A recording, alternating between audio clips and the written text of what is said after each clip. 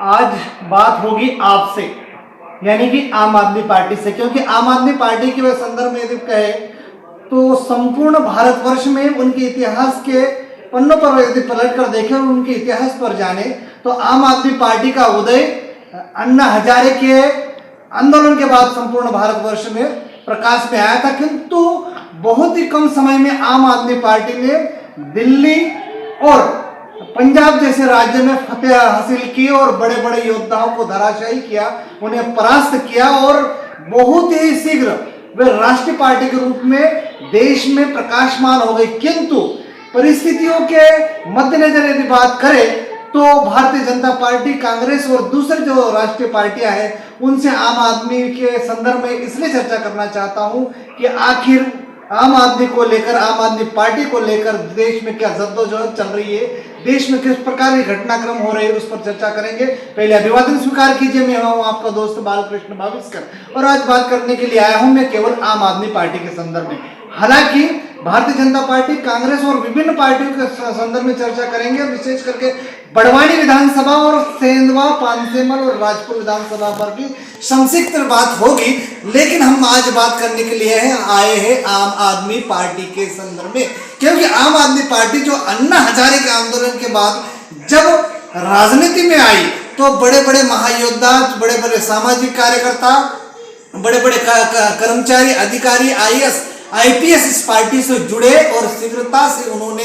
एक लंबा रास्ता, मीलों का जो रास्ता था, जो कई वर्षों तक तय किया जा सकता था, उन्होंने कुछ ही वर्षों में इसको करके दिखा दिया। यानी कि कहीं ना कहीं आम आदमी पार्टी जैसा कि नाम, उसी आधार पर आम लोगों के साथ साथ खास लोग ज्यादा जुड़े। लेकिन जब बात आती है दिल्ली विधानसभा की, दिल्ली विधानसभा में केजरीवाल जी तीसरी बार दिल्ली के मुख्यमंत्री है, तो तीसरी बार आखिर क्या बने, क्यों बने, ये तो हम आप जानते हैं, जग जाहिर है कि उनकी जो नीति है, उनकी जो स्वास्थ्य संबंधी नीति है, उनकी स्कूलों के संबंधी नीति है, उनकी शिक्षा संबंधी नीति है, निश्चित ही काबिल तारीफ है। लेकिन उनकी उन नीतियों पर एक प्रकार से जब दाग उस वक्त लगा जब उनकी शराब नीति जगजाहिर हुई और शराब नीति को लेकर उन पर बड़े बड़े आरोप लगे, तब जाकर ईडी ने, सीबीआई ने और जो राष्ट्रीय जांच एजेंसियां हैं उनकी नजर उन पर पड़ी और जब उनकी शराब नीति की जांच की गई तो आम आदमी पार्टी के बड़े बड़े कद्दावर नेता पर एफआईआर हुई, जिसमें संजय सिंह का नाम भी उल्लेखनीय है।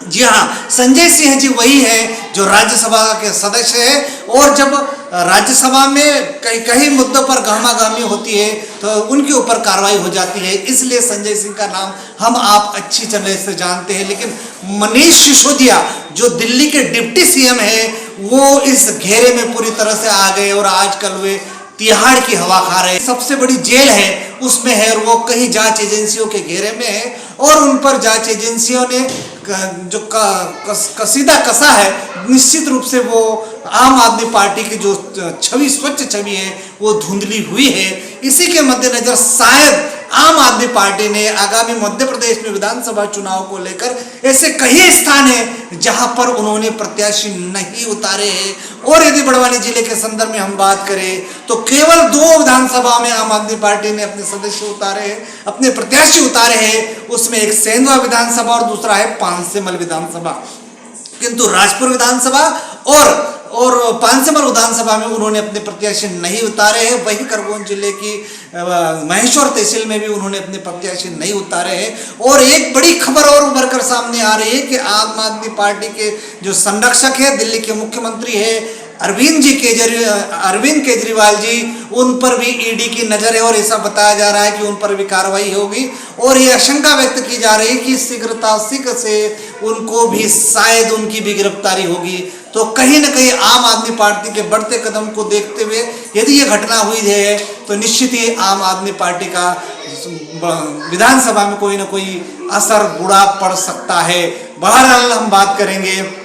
सेंधवा विधानसभा में भी भारतीय जनता पार्टी, कांग्रेस पार्टी और आम आदमी पार्टी, उसके साथ में निर्दलीय प्रत्याशियों ने भी ताल ठोकी है। उसमें तीसरी उभरती हुई आम आदमी पार्टी की क्या स्थिति बनती है वो तो आने वाले समय में बताएगा। फिलहाल हम आप आम आदमी पार्टी से के संदर्भ में चर्चा की। यदि आपने इस चैनल को सब्सक्राइब नहीं किया तो सब्सक्राइब कीजिए, लाइक कीजिए और बेल आइकन दबाना ना भूलें। नमस्कार।